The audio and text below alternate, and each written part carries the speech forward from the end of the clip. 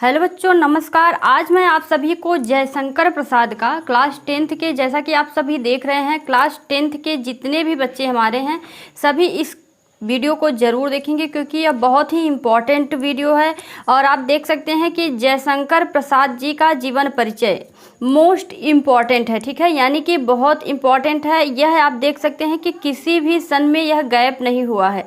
आप देख लीजिए 6 से शुरुआत हुई है, 6, 7, 8, 9, 10, 11 किसी भी सन में, ठीक है। यहाँ पर मैंने दिखाने के लिए यहाँ पर लिया हुआ है, किसी भी सन में गैप नहीं हुआ है। हर वर्ष यह जयशंकर प्रसाद का पूछा गया है। इस बार 2023 में भी ज़रूर पूछा जाएगा।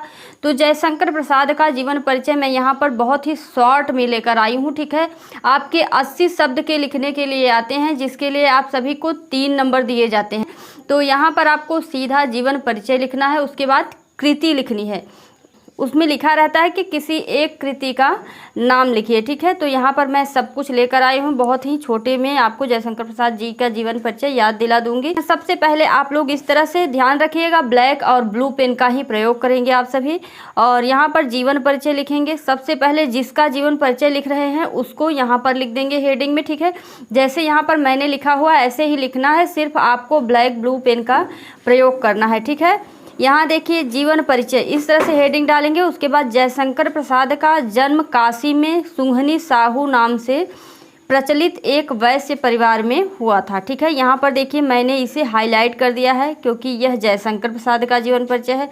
उसके बाद काशी में, जहाँ ये जो है इनके जो गांव का नाम था सुंघनी साहू, इसको मैंने हाईलाइट कर दिया है। आपको हाईलाइट कैसे करना है, इस तरह से कलर नहीं करना है, ठीक है। आपको हाईलाइट करने के लिए ब्लैक पेन से लिखना होगा, ब्लू पेन के बीच में ब्लैक पेन लगा देंगे, हाईलाइट हो जाएगा, ठीक है। और वैश्य परिवार में हुआ था, सन 1889 में हुआ था, ठीक है। आप इस तरह से भी लिख सकते हैं कि जयशंकर प्रसाद का जन्म काशी में सुंघनी साहू नाम से प्रचलित एक वैश्य परिवार में सन 1889 में हुआ था, ठीक है। प्रसाद जी के पिता का नाम देवी प्रसाद था। देखिए देवी प्रसाद को भी मैंने हाईलाइट कर दिया है, ठीक है। यह आपको ब्लैक पेन से लिखना है, जहाँ जहाँ मैंने हाईलाइट किया है वह आपको ब्लैक पेन से लिखना है। और इनके परिवार का मुख्य व्यापार तंबाकू था, ठीक है। इस तरह से हाईलाइट कर देंगे तो एग्जामिनर को जो है कॉपी जो चेक करता है तो एग्जामिनर को कोई भी दिक्कत नहीं होगी, वह समझ जाएगा कि आप जो है बहुत ही बुद्धिमान बच्चे हैं और अच्छे से जीवन परिचय लिखे हुए हैं। आपको वो 1 नंबर भी नहीं काटेगा, ठीक है। और राइटिंग साफ साफ पता चलेगी तो कोई नंबर नहीं काटा जाएगा, 3 नंबर पूरे के पूरे आपको दिए जाएंगे। उनका बाल्यकाल सुख से बीता, परंतु युवावस्था में इनके पिता का स्वर्गवास हो गया।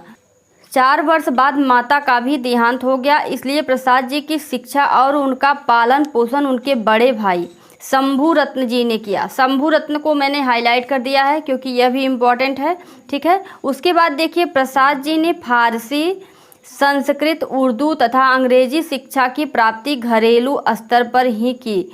वेद, पुराण, स्वाध्याय, साहित्य, दर्शन का ज्ञान इन्होंने पूर्ण रूप से प्राप्त कर लिया। प्रसाद जी में काव्य और सृजन के गुण बचपन से विद्यमान थे। बड़े भाई की मृत्यु के कारण इनका जो व्यापार था वह ठप हो गया था। उनकी जब मृत्यु हो गई बड़े भाई के इनके, तो उनका व्यापार ठप हो गया, ठीक है। वह व्यापार नहीं चलता था, इस कारण जो व्यापार था वह ठप हो गया, तो जिसके कारण इनका परिवार ऋणग्रस्त हो गया। जब व्यापार ठप हो गया तो इन्होंने कर्ज लेना शुरू किया, ये सब कर्ज से ही खाने पीने लगे, जिससे कि इनके ऊपर बहुत सारा कर्जा हो गया। ऋण चुकाने के लिए इन्होंने पैतृक संपत्ति बेच दी। पैतृक संपत्ति यानी कि पिता की जो संपत्ति थी, कर्जा चुकाने के लिए इन्होंने उसको बेच दी। अब देखिए संपत्ति बिक गई। अनेक परिस्थितियों का सामना करते हुए ये पराजित नहीं हुए। इतनी विपरीत परिस्थितियां आई, परंतु ये हार नहीं माने और संघर्ष करते रहे। इनका पूरा जीवन संघर्षों में बीता। अंत में प्रसाद जी क्षय रोग के शिकार हो गए, जिससे इनका शरीर दुर्बल हो गया। और काशी में सन 1937, देखिए यह मैंने हाईलाइट कर दिया क्योंकि इम्पोर्टेंट है, 1937 में प्रसाद जी का स्वर्गवास हो गया।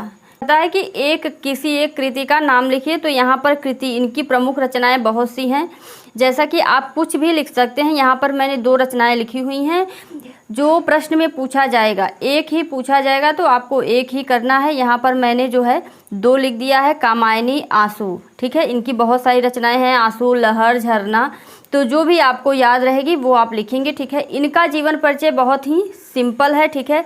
आप सभी आसानी के साथ इसको याद कर सकते हैं, कैसे इनका जीवन संघर्षों में बीता। आशा करती हूँ सभी को जीवन परिचय जो है जयशंकर प्रसाद का आसानी के साथ समझ में आएगा, और इसी तरह से जैसा यहाँ लिखा हुआ है ठीक इसी प्रकार से आप एग्ज़ाम में लिख देंगे तो एग्जामिनर आपको पूरे के पूरे नंबर यानी कि 3 नंबर आपको देकर जाएगा। यह मेरी 100% गारंटी है। और इस तरह के सभी लेखकों के जीवन परिचय और इनकी संपूर्ण तैयारी के लिए चैनल को आप सब्सक्राइब कर लो, क्योंकि इस तरह के वीडियो मैं देती रहती हूँ। वीडियो की जानकारी अच्छी लगी हो, नॉलेजेबल लगी हो, आपको इससे कुछ फ़ायदा हुआ हो तो लाइक शेयर ज़रूर करें, अपने दोस्तों को भी शेयर कर दीजिए ताकि उन्हें भी जयशंकर प्रसाद का जीवन परिचय आसानी के साथ याद हो सके।